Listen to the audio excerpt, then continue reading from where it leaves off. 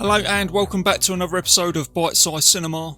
I'm your host RJ Mucready, and for this episode I'm going to be taking you guys back to the year in 1956 to look at the epic, classic, game changer in sci-fi, sound effects, special effects, all that sort. It's got it all, guys. It's the Forbidden Planet. So let's fire up the C-57 Starship, let's go to Altair 4. Let's play you guys a trailer and I will see you soon.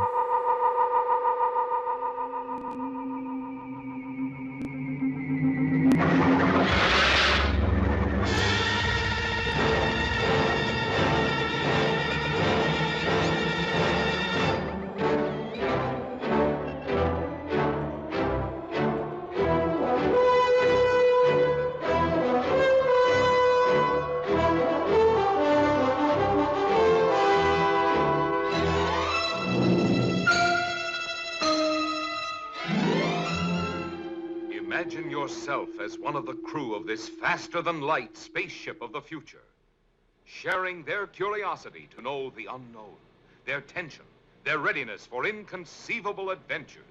Sir, we're being radar scanned. United Planets Cruiser C-57D, J.J. Adams commanding. Who are you? Morbius of the Bellerophon. Oh, Dr. Morbius, my orders are to survey the situation on Altair 4.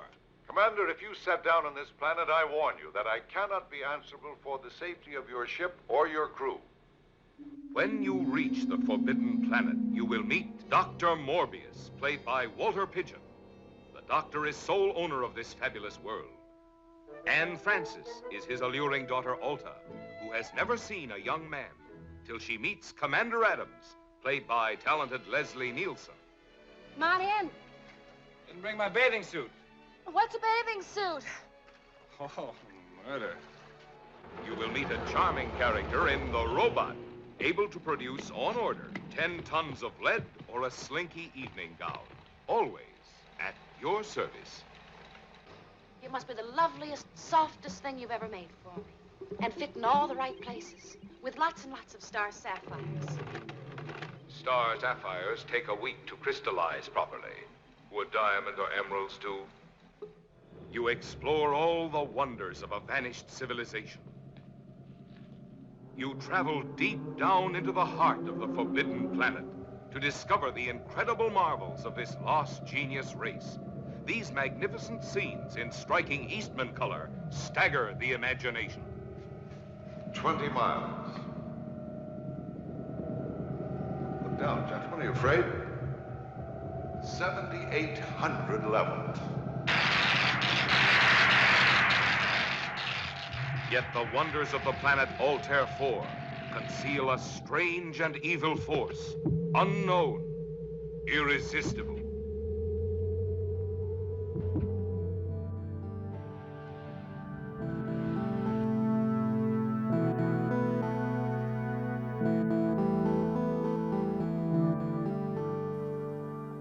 And welcome back, guys. So the synopsis for this film is a starship crew goes to investigate the silence of a planet's colony, only to find 2 survivors and a deadly secret that one of them has.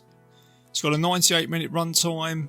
It's classed as a action adventure sci-fi, and I think it's got a universal rating which is suitable for all, although it has a few horror elements in it. Especially when it comes to that fight between the crewmates and the monster of the id, which I will get to later on. But before all that, let's talk about the cast and the crew and the production of The Forbidden Planet. So the film was directed by Fred M. Wilcox, and he's an American film director, and movies that he'd done leading up to this was, in actual fact, Lassie, the Lassie movies. That lovable cinema dog that would make us all cry from time to time, so who would have thought? And it's starring Walter Pidgeon as Dr. Morbius, he's the antagonist in this movie, and Francis as Altair, the beautiful Altair, and Warren Stevens as Lieutenant Doc Ostro, and you've got Robbie the Robot playing Robbie the Robot, and I've left the best till last here. It's Leslie Nielsen as Commander Adams, and this is probably the straightest role I've seen Leslie Nielsen play, because I was familiar with Leslie Nielsen, but I didn't realise that he was the same character in The Naked Gun, Police Squad, Airplane, and there was this thing at school we used to talk about when we was talking about the Forbidden Planet, and at around about the same time the Naked Gun was at the cinema, and we was all saying, that's the same guy from the Forbidden Planet, but how can it be? Because he's so funny. And he's so straight-laced in the Forbidden Planet, and it's still a running thing. Every time I watch this film, it's almost like, shall I say it first or shall you say it? Yeah, that's Leslie Nielsen. He's the guy from Airplane and all those funny movies. So, but putting that aside, yeah, he's an incredibly funny guy, but he does a great job in this film. And they all do, you know, it's got a real solid cast in this film. And along with that solid cast, this film was produced with some groundbreaking technology at the time. It was shot in a type of Technicolor, I suppose you could say, because a lot of films were filmed in black and white back in that time. But this was called Eastman Colour, and they used CinemaScope, which I think is something to do with all the camera angles and the way it was shot with the wide camera lenses and all that sort of stuff.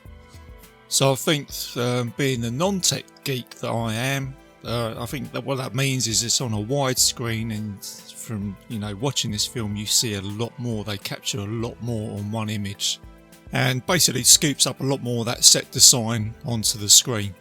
And along with that, this also had groundbreaking sound effects on it. I think it was the first time that they actually used like electronic sound synthesizers to create that almost, how can I describe it, sort of like a 1950s sort of space punk sound, and it's almost haunting. And again, as I said before, I think soundtracks to movies are important because the synthesizer punches in just right at the right time. So when you're looking at the underground of Morpheus Station, I think the special effects just change about then, and then when you've got the attack from the monster, it really ramps up. So I would imagine going to cinema back in 1956, looking at all the other films that were around at the time, this must have blown your mind. And whilst I'm talking about the special effects and the sounds, I always think The Forbidden Planet is basically a comic book that has been turned into a film, and it is literally a comic book that has been stripped and put onto the screen. So especially when you look at the like the Dan Dare comics, the 1950 adventure space comics, probably like the old Flash Gordon and all that sort of stuff, it really has captured that real sort of tone and vibe and everything. And I have absolutely no doubt this film is like a stepping stone for other sci-fi classics. There's a couple of other films like this kicking around at the time, such as This Island Earth, which is another great film. You had George Powell's The Time Machine and The War of the Worlds. You had When Worlds Collide, and then of course you would later on have ultimately the classic Star Wars, which we had in 1977, which I'm pretty sure this movie had some sort of influence over that as a building block. So the other thing to mention when I'm talking about the building block is that this film actually has a setting that is compared to William Shakespeare's The Tempest, and it's got certain plot elements in it, and some people believe that it is a loose adaptation of that novel. And the other thing to mention here with the setup of this movie is it's the first science fiction film to depict human beings travelling faster than light in space. So this would then go on to influence Gene Roddenberry's Star Trek. I think he has mentioned this film that it was an influence for him to go and make the Star Trek adventure. And I'm going to get really geeky here with some trivia here, guys. So apparently 1701 is when the starship enters Altair. And I believe, this is only what I'm going on trivia, 1701 is the ship's serial number for the Starship Enterprise. So there you go, guys. That is a proper, you know, honk, honk, honk, geek alert there, guys. But I've got to mention it. Someone grab me a towel, I've just been drenched in geekness. Anyway, getting back to the film, I've kind of lost my thread now. So the film was a massive success at the time. It was backed by MGM Studios. I think they put like a $2 million budget down for this film, which must have been massive back in 1956. And at the box office, it took $3 million back, which was a success. It did really well. And the special effects team were nominated for Academy Awards for Best Visual Effects, And it did that well that it got its place in the Congress National Film Registry, and it is described as one of the best examples of early techno horror. So yeah, it did really well for itself. And before I go into the review of this movie, let's have a quick talk about some of the trivia on this film. So it was filmed entirely indoors, and it was a mix of real sets with matte paintings. And they actually used some of the props from The Wizard of Oz, and they basically stripped down, it's quite funny actually, stripped down the whole Munchkin village from The Wizard of Oz to make the sets for this film. So what you're seeing there is part of The Wizard of Oz in this movie. There's a little bit of a crossover there.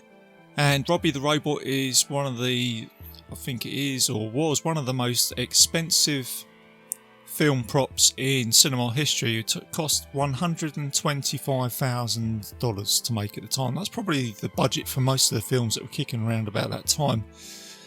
And the objective with Robbie the Robot, and they said this was important, they didn't just want a tin can with flashing lights and a voice.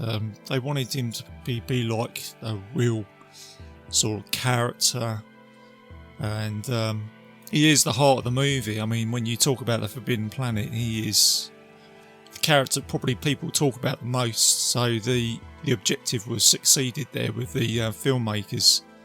And he's iconic, you know, Robbie the Robot, and he turns up in, I think he turned up in The Munsters or something like that, the comedy sort of horror TV show. I think he turned up in The Twilight Zone, and Lost in Space. I think he iconically turned up in Lost in Space too. So yeah, he's an iconic sci-fi character.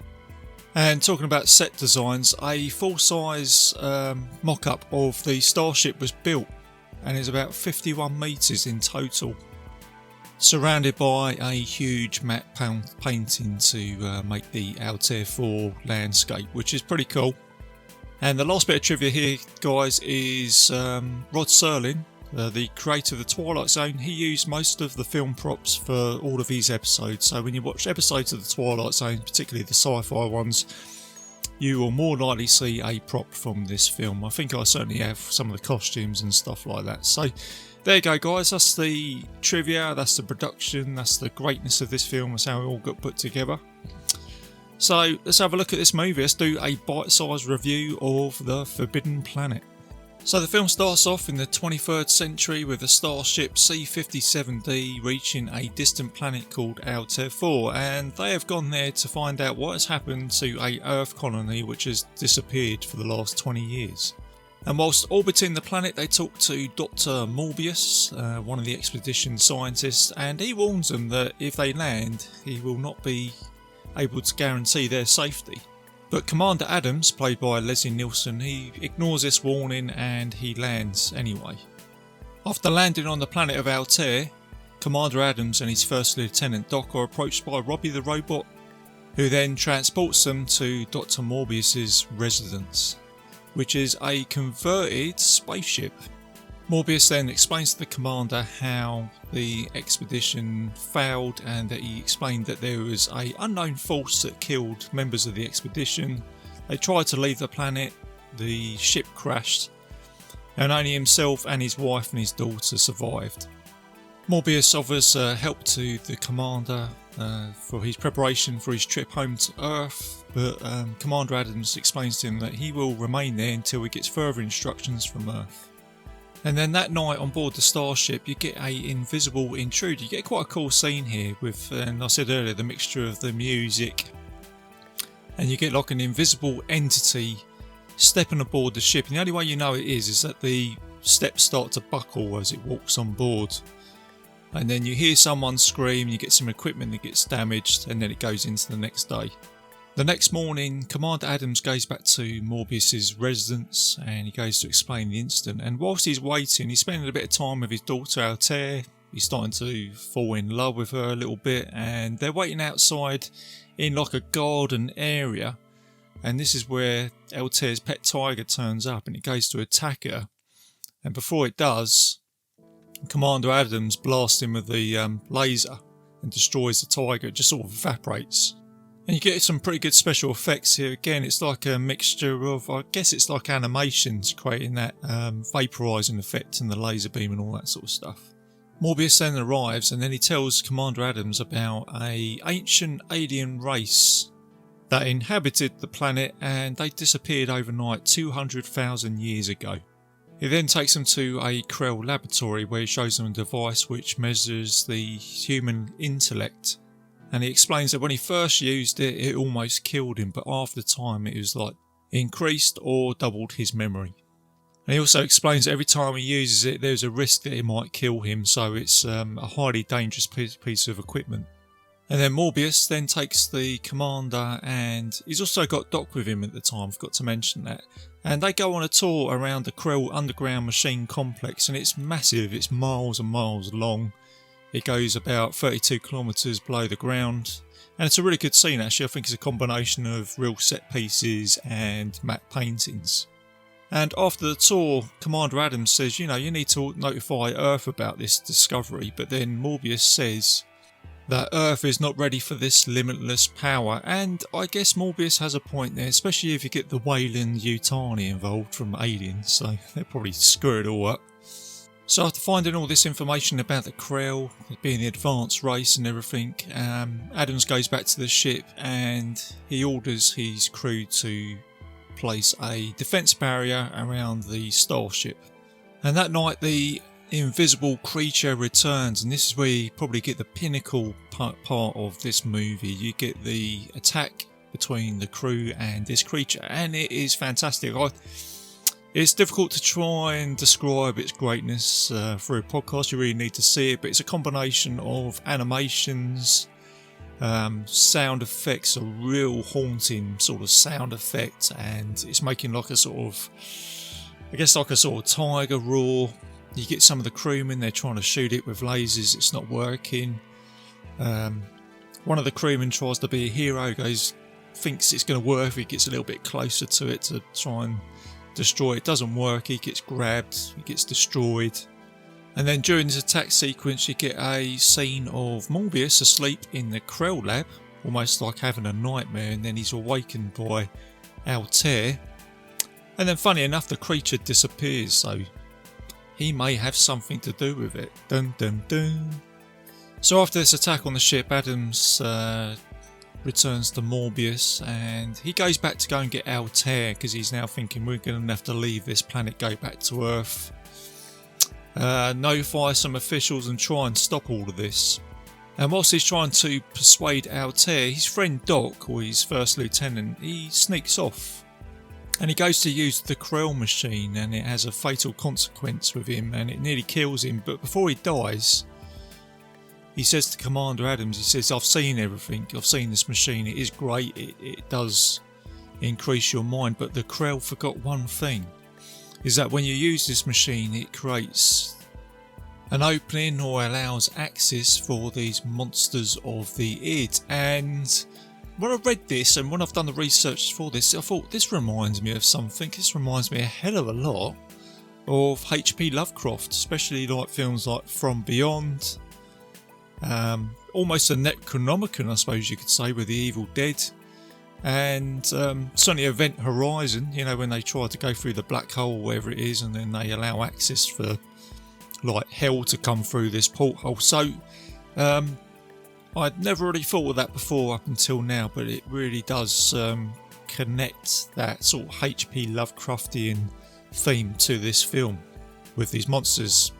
So there's a H.P. Lovecraft to think about next time you watch this movie.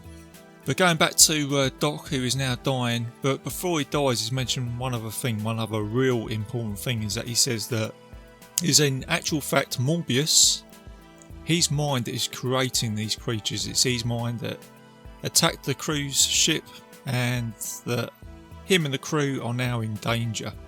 But before Altair and Commander Adams leave, Robbie the robot detects that the creature is approaching the residence, and Morbius commands Robbie to try and stop the creature, but because Robbie knows that it's a creation of Morbius, he ends up shutting himself down. And you've now got a scene where Altair, Commander Adams and Morbius are now contained in a room which is clad up with Krell plate, which is like a defense barrier, and then you've got the monster which is now trying to burn through that plate. And it's quite a creepy scene actually. You don't know when you first watch this film, you think you don't know what's going to happen. And because the monster is ultimately controlled by Morbius, this is where Commander Adams now tries to convince him that, he said, this is all in your imagination. The only way you're going to be able to stop this is that if you totally reject that monster from your mind. And you get a scene here where there's like a standoff between Adams and Morbius. You've got Altair screaming, you've got the monster trying to burn through, but ultimately Morbius rejects this monster. But the rejection causes Morbius to die, and then you get the monster that disappears. Adams then escapes with Altair, but before he escapes, he sets off a device which will destroy the Krell machine. And it has a countdown clock of 24 hours, and it says that you must be 100 million miles in deep space before this blows up. Adams with his crew escape with Altair and Robbie the robot. They go about 100 million miles safe distance within 24 hours, that's pretty good. And then you see the Altair 4 blow up in the distance. And then the last scene of the film is Altair crying in the arms of Commander Adam, and then she's saying that this will be a reminder that we, after all, are not God, and we shouldn't mess with this type of stuff. So, and that's it. Then the starship departs for Earth, and then you get the end credits. And there you go, guys. That is the bite-sized review of The Forbidden Planet. I sort of jumped over a few bits. There's a few other iconic bits in there, which if you want to go back and watch the film, you get the character which I forgot to mention called Cookie. He's quite a funny character. He's the ship's cook. He likes his drink. He likes his alcohol. And there's a funny scene I forgot to mention where he's running low on whiskey. And he goes to Robbie, and Robbie says, I can make you a load of whiskey. And he said, will something like 40,000 gallons of whiskey do? It's a good scene. So yeah, there's some good bits in this film. And there's another bit I forgot to mention, which is a little bit of a tie-over to the Planet of the Apes with this film. So there's a bit where they make a plaster cast of the foot of the monster. It's a pretty cool plaster cast. It's got a claw on it and all this sort of stuff. I think that's pretty badass. But that plaster cast actually turns up in the museum in the first 1968 Planet of the Apes movie. You can just see it in the background. So there you go. There's a little bit of a Planet of the Apes Forbidden Planet tie over there if you look out for that. So something to look out for. Another Easter egg. It's all about the Easter eggs with us movie fans and stuff like that. So there you go, guys. That is it. Hope you enjoyed that. I will be back soon for another film, another iconic film, a fun movie. I think we could do with a bit of a fun film, a bit of escapism. It's going to be Jim Henson's Labyrinth from the mid-80s, 1987, something like that. I'm going to have a look at that. So look out for that. And the film I'm going to do after that as well, I'll mention that now. I'm going to be doing Charlie and the Chocolate Factory, or Willy Wonka and the Chocolate Factory. One of my favourite movies. It's iconic. It's quotable. So I will get into that one as well. So look out for that as a future episode. And that's the Gene Wilder Willy Wonka as well, not that. Oh, I'm not even going to mention that remake. Let's not talk about that. But anyway, guys, a bit of admin for the show. So I'm a proud member of the Legion Podcast Network. Go and check out all the other shows there. I'll play a promo at the end of this show. And you can find Bitesize Cinema on iTunes, YouTube, and several other players on the internet. So if you punch it into Google, you'll find somewhere to listen to the show. And also got a Facebook page if you want to go and check that out. Post some stuff on there. We have a fun time on there. Also, a shout out to one of the listeners, one of my mates on that page, Dan Nichols. He's a comic book artist, and he's done me some fantastic art for Assault on Precinct 13. It looks absolutely awesome. So thank you for that, Dan. Little shout out there, mate. So there you go, guys. Keep it bite size, keep it safe, and I will see you.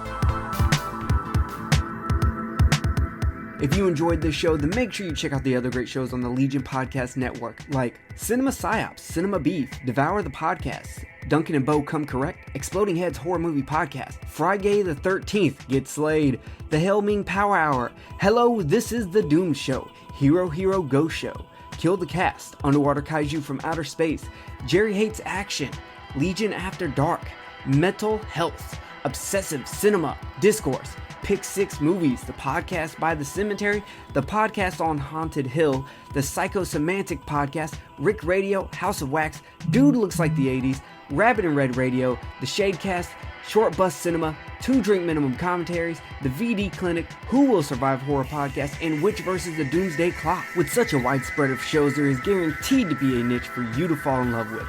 Horror, politics, movies, books, sex, music, commentaries, health, video games, kaiju, action, news, comedy, and opinions that would most likely get you killed in some parts of the world. We are proud to bring you some of the best podcasting in the world. Check us out at www.legionpodcast.com, iTunes, Spotify, Stitcher, YouTube, and any other dark corner of the internet where podcasts can be found.